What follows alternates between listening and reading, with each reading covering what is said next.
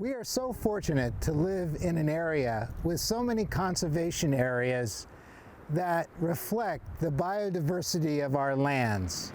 In just a few minutes, we're going to take you to one of those places that you won't want to miss.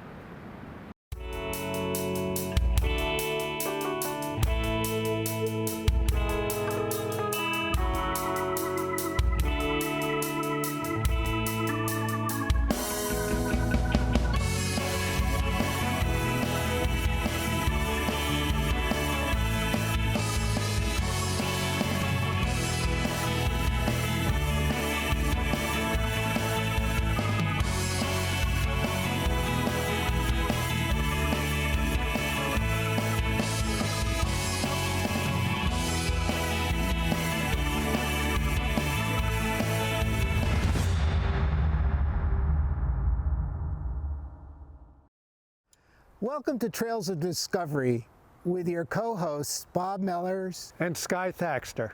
Trails of Discovery is a series that explores our natural resources that exist practically in your backyard here in Norwell and our surrounding communities. Today, we are going to the Cuffy Hill Conservation Area and Black Pond Bog, located off of Mount Blue Street in Norwell. There are 3 entrances to the area, and we are taking the middle entrance with its large parking area. Cuffy Hill Conservation Area is well known for its historic features as well as its natural ones. The property derives its name from an historic stone wall-lined cart path known as Cuffy's Lane. In the 1700s, Cuffy Grandison was a slave belonging to Joseph Clapp, who lived on Mount Blue Street in Norwell. Cuffy married Flora in 1740, who was also a slave belonging to Joseph Clapp's brother, Thomas Clapp of Scituate. It was an unusual time for an enslaved couple to be married in a white church by a white minister. Cuffy and Flora Grandison were the town of Norwell's earliest African-American settlers. Probably the land they farmed and came to own was given to them by the Clapps when they became freed slaves. The Grandisons' 2 sons, Charles and Simeon, served in the American Revolution. Simeon, after the war, returned to Norwell with a white woman who was his wife. It is believed that they settled and cleared land that had been given to Cuffy and Flora by the Clapps. The Cuffys farmed this land for many generations. Mr. Charles Grandison, the grandson of Cuffy and Flora, built a house on 139 Mount Blue Street, today known as Bates Farm. One of the unique features of the Cuffy Hill Conservation Area is the Black Pond Bog, which was purchased by the Nature Conservancy in 1962, mainly through the efforts of William Captain Bill Vinell, a lifelong resident of Norwell. As we enter the conservation area, you need to be sure you dress properly for the time of year and bring plenty of water and your camera. Sky is seen carrying a backpack that contains water, a snack, and sunscreen. Because of the potential for tick exposure, especially the deer tick, wear lightly colored clothes and tuck your pant legs into your socks, as seen here with Sky. The deer tick can carry Lyme disease and other infectious diseases. Consult your local outdoor sports business as to what products they recommend that repel ticks. With us today we have Steve Ivis, a naturalist and wetland scientist, and with his son are stewards of this area owned by the Nature Conservancy. Well, we've got a great day for it. I've just walked from the parking lot across Mount Blue Street, a little bit north, right across here, into this area which is different from most of the areas in the area. This used to be the site of a homestead. It was a homestead from at least 1864 until 1962 when it burned down. What we're looking at is, these are sumacs, most likely one of the sumacs, and a lot of invasive species in this old field here. Something new to announce. I just found the well on this site this morning, maybe because of the beautiful sunlight and the angle of the sun, but it's just a few feet from the path. And if you're here in 2022, I put up a pink flag over the well. It's only about a half foot plus to a foot deep. It's filled with cobbles, and it's got a stone surround. Basically, it's a stone well. We also see a raised area behind us to the east, which is probably a dump site for that 100 years. So it's a really interesting area, and then it drops very suddenly down toward the east. So we're standing on a path that goes north-south, and we're going to head to a former open field.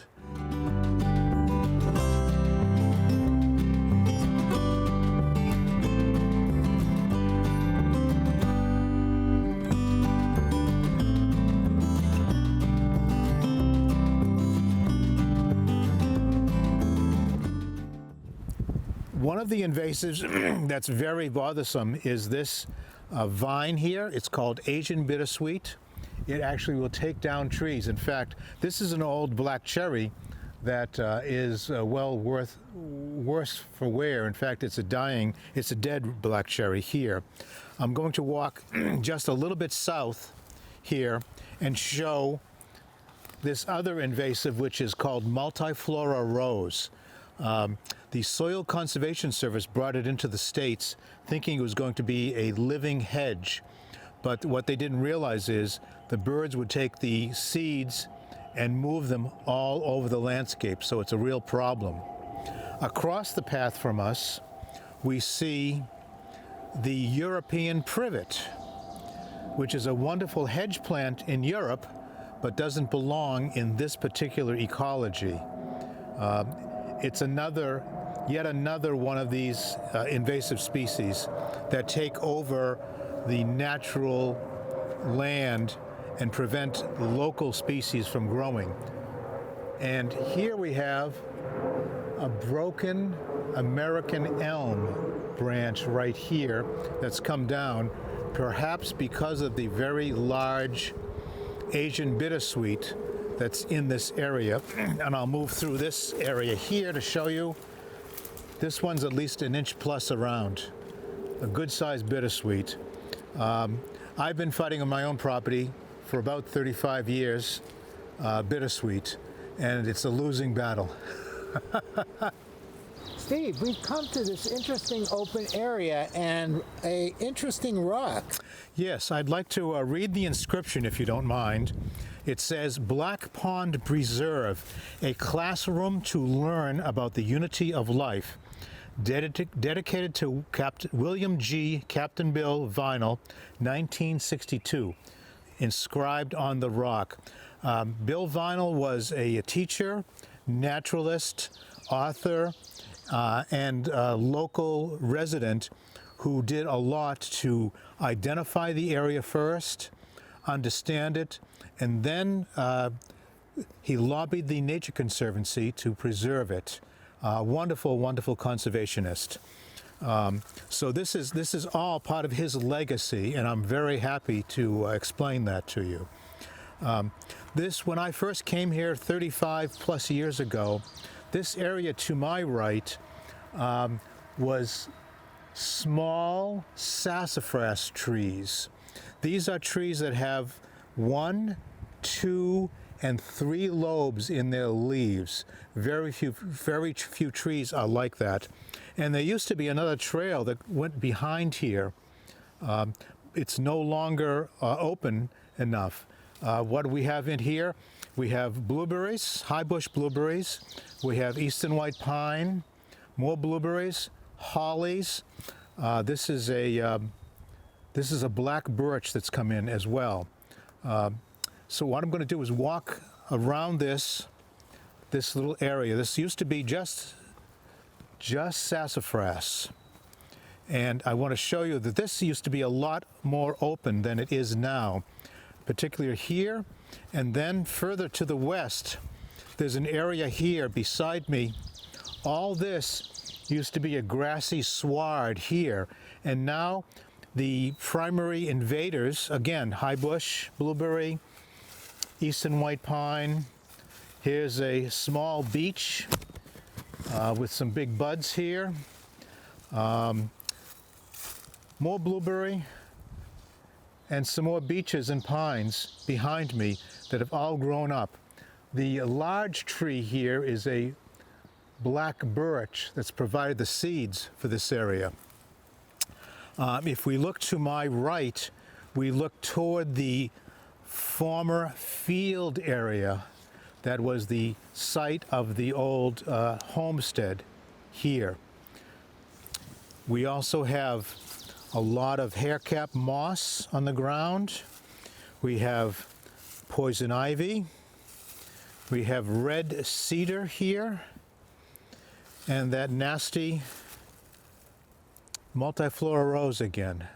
We'll be cutting some of this hopefully this summer out, so it'll be more native species in this area. Oh, let me take a look here.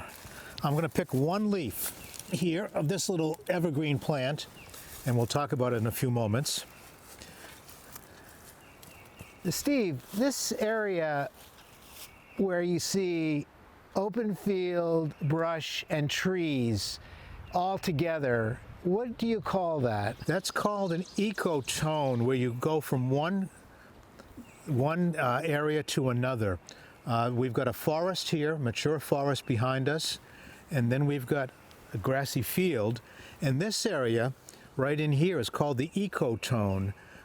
It's really interesting because we've got small trees, some blueberry bushes, and it's a place where you see a lot of wildlife at the edges.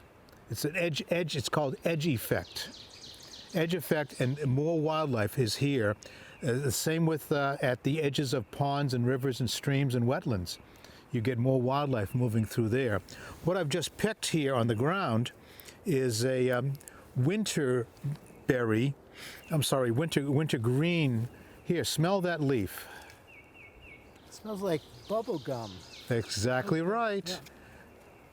It's an evergreen plant. It only grows 3 inches high, and it's called tea berry, one of the common names, and it's a really interesting leaf because it has what's called an ester, which is a 2 carbon molecules, 6-ring carbon molecules with an oxygen in the middle.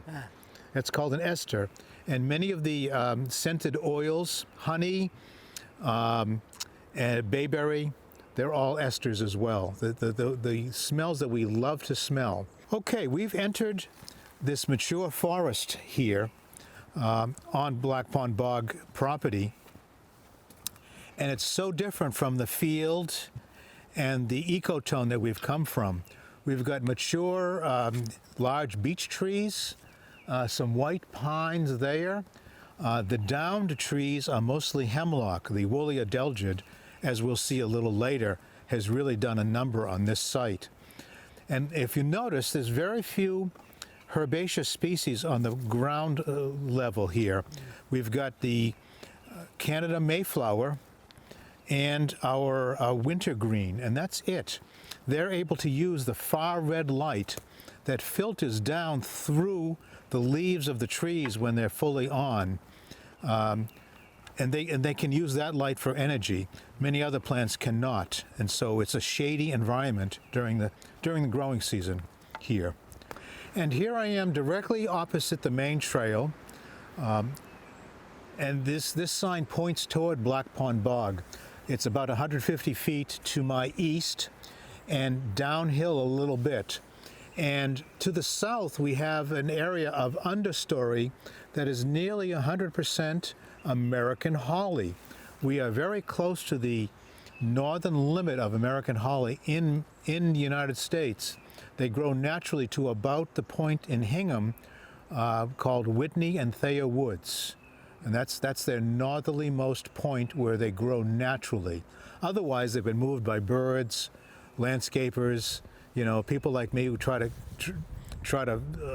plant the holly in my backyard. They're very difficult to transplant, however, knowing from experience. What we're going to do next is walk down toward the boardwalk at the bottom of the slope here.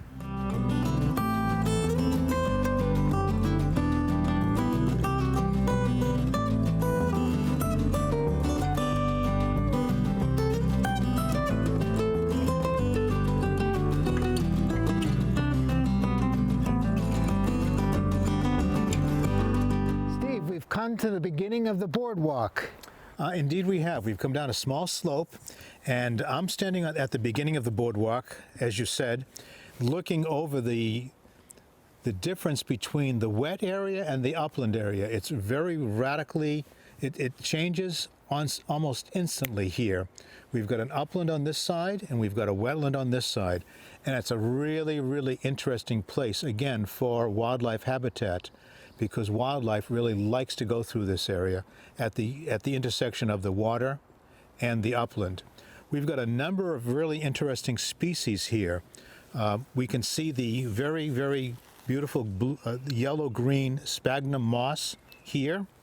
There's plenty of that in this area. And then we have the tussock sedge, which is this beautiful grassy, and we're here in early May. We've got some birds behind us, and we've got the tussock sedge just blooming out here. We also have winterberry, this plant here, is this shrubby plant. We have a couple of different types of ferns. We have a cinnamon fern up on almost on the wetland, on the upland side of things, and then we have royal fern that's just beginning to grow right in here. It's a very small structure right now, and it'll be very large later. We also have Iris versicolor, or the blue-flagged iris, that's growing right in here as well, you see? So and we've got our friend, the Canadian Mayflower, growing on the hummocks that are just elevated above the water level. And we've got our friend, the skunk cabbage, as well here. So we've got a plethora of wetland plants that are all loving this to live here.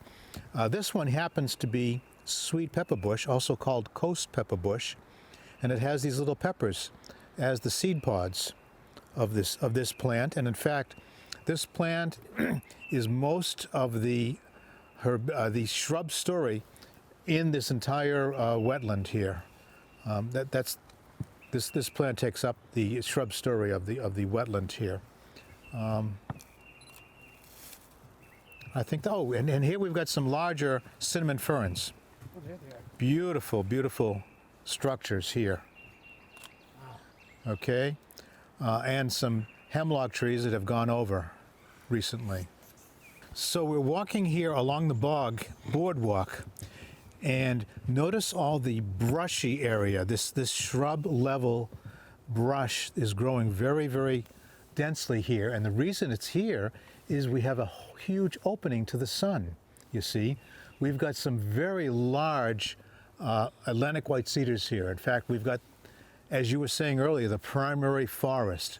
These have not been cut since at least 1870 in here. So these cedars could be 100+ years old, which is really interesting, and they are quite high. Yeah. That one right there is got to be 80 feet high, perhaps. Something, yeah, it's got to be 80 feet high, 8 times myself, and 2 of me at least. Oh, absolutely. And we've also got red maple and white pine and hemlock as an understory tree here. This is all sweet pepper bush and winterberry in this area. It's very, very dense. It's difficult to walk through. There's a Atlantic white cedar bog that I had to walk through to get to an island in Walpole about 15 years ago, and it took me an hour and a half to go about 200 feet. No kidding, no kidding. Up and over and down and around. It was very, very deep area with lots of logs in the water. So you'd have to find the log first, climb over it to make yourself over it, etc. Oh, and close to the boardwalk, we've got the common greenbrier. Lovely stuff to catch yourself on. And some larger cinnamon ferns. You see, these are growing a little bit larger. You can see the fiddleheads here very, very well at the top. These are larger than the ones on the upland, perhaps because they have just more water availability. We've got skunk cabbage next to the boardwalk as well. Very dense area, again, because of the light availability coming from downed trees. In fact, we've got a tree here. It's a standing dead tree, very useful for wildlife habitat. Lots of birds and insects use this as their home. My one joke today will be a standing dead tree is called a snag, and what's a lying dead tree? A log. That's exactly right. Very good. He knew the answer. Most adults will never get the answer. Most children will. Steve, I feel like walking on this boardwalk is like walking on water. That's exactly right. In fact, we've got a lot of water below us, and as we get closer to the pond, we'll see an open area of water, and then an area of shrubs and grasses and ferns that are growing on a bog mat. This area here is the bog mat that's going all the way down through to the ground level. And here we are at my favorite place in the entire world, Black Pond Bog, behind me. This used to be the site of a giant ice cube during the Wisconsin glaciation 10,000 years ago. And the ice cube melted, left a open area and a pond here that's been slowly filling in for the last 100 centuries. Right now we've got a ring bog here. This area is about, I think it's 8/10 of an acre of open area here, and it's a ring structure. What we have is a floating mat. All these plants out here are floating on a sphagnum mat. And what we have is a plant called leatherleaf, which we usually see in more north of here.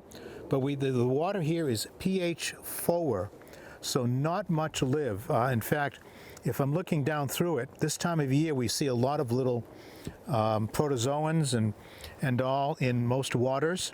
It's early May, and we don't see too much. The water is quite clear here, and that tannic acid color, again from the low pH. We've got leatherleaf, and we've got another plant here that's come in over the past 10 years called decadon, or swamp loosestrife. It's been moving in, but it's not. We can't see it yet this year. Oh, and we have a small water snake right over there. If you can catch that with the camera, that'd be great. I'm sorry, I don't know if it's alive or dead.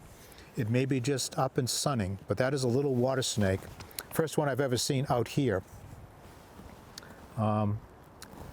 This water here is on the order of, well, right now I'm going down, that's about 6 feet. It's about 12 feet deep. There's a spider that's on top of the water as well, right here at the end of my stick, okay? It's about 12 feet deep here, and what happens is the sphagnum moss deteriorates, but doesn't deteriorate completely, so it leaves a huge mat behind, and other plants grow on that mat. We've got the leather leaf here. We've got the sweet pepper bush. We've got a plant that you shouldn't touch ever growing out here. I found this a few years ago. This is called poison sumac right here, this plant. It has berries at the end of its branches, and they're white berries similar to the white berries that you see on poison ivy. We've got rhodora out here. We've got high bush blueberry here. We've got small red maples. There's the high bush blueberry with its flowering today. Those beautiful bulbous flowers hanging low, pointing down. And then on this side of me, we've got some Atlantic white cedars that are dwarf Atlantic white cedars. They are mature, but they're very old, but they're dwarf because they don't have quite enough nutrients and or ability to stay above the water level. Water level, this water is charged by rain, and it's just separated a little bit from a stream called Black Pond Brook that runs to the east of this pond. And it appears that the stream tends to charge it slowly during the summertime. So this water level stays quite high year-round. It's a great place to skate if you have ice here. This stick happens to come from across there. It was, at one time, about 15 years ago, a dead snag standing like this. I pushed it down by accident and decided to make it my hiking stick. Steve, I've read that the bog is a quaking bog. What does that mean? Well, that means that we're standing on a raft. All these trees are on like a little life raft here above the pond, created from the deterioration and decomposition of the sphagnum moss, okay? So let's demonstrate that for the camera. We're going to jump here on the count of 3 and take a look and see if we can move the trees here, okay? So 1, 2, 3. And did you see the trees move? That means that they're not connected to the ground, to the upland. They're only sitting on this life raft. In fact, we've been sitting on the life raft probably for about 50 feet or so. That's my guess. Really interesting, unusual ecological area. Very, very unusual. And notice how thick the trees are here. Atlantic white cedars have the highest stalking density of any native tree, I think, in the United States. Trees can be planted very close together here. They're extremely close. And in fact, some bogs are very hard to walk through. Steve, could you say that we've reached the end of the earth? Absolutely. In fact, we're beyond the end of the earth right now. Absolutely. And just lucky that the boardwalk is here. This boardwalk is about 50 plus years old, and the Nature Conservancy has plans to replace it at some point in the near future with a handicapped accessible boardwalk. We're here on the small extension to the boardwalk. It's probably about 100 feet long. It's a little less wide, but really interesting. On July 4th every year, 2 of the bog supporters who have just passed away in their mid-90s, Wes Osborne, who was the steward of this bog for, I believe it was 40 plus years, and Winnie Lou Rounds would come to this area right near where I am to count the orchids growing in the sphagnum moss here. We also have lots of sphagnum here. We have the pitcher plant right in here, and we've just walked by some irises. That's the blue flag iris, and usually we're too early in the season right now, but I'm looking for another plant that is a carnivorous plant called a sundew. Look them up on the Google. You will find them, and we see them in this area as well in the summertime. We also have the decadon that I spoke about that's moving in. These are the decadon fronds from last year. This is a perennial plant that can grow in the water and can root at the end of its branches into the water. So it's a very interesting plant that way. Not many plants can root in the water with their leaves. This area is flooded now. Again, we're in the spring, and we're hoping to, in the next year or two, redo this boardwalk. Watch out when you're here, because there are poison sumac plants in this area behind me to the west. Here we are at a continuation of the main trail in. Black Pond Bog is to our easterly. I'm here at the Merrick Trail, and I just wanted to invite folks to walk up the Merrick Trail to take a look at the destruction of all the hemlocks. And then what you can do is you'll get to a point under the power line easement, and you can walk down that trail to Black Pond Brook. Yes. And actually cross over the brook. There's a small wood bridge across it, and then follow a trail out to Mount Blue Street again, and then just come down Mount Blue Street to the west to reach the parking lot again. Well, Steve, this has been quite an adventure, and thank you for sharing your knowledge about this unique area. But unfortunately, it's that time again to say goodbye until next time on Trails of Discovery. Goodbye. Bye. Bye, and come to Black Pond Bog and explore yourself. You'll find lots of really interesting things to look at.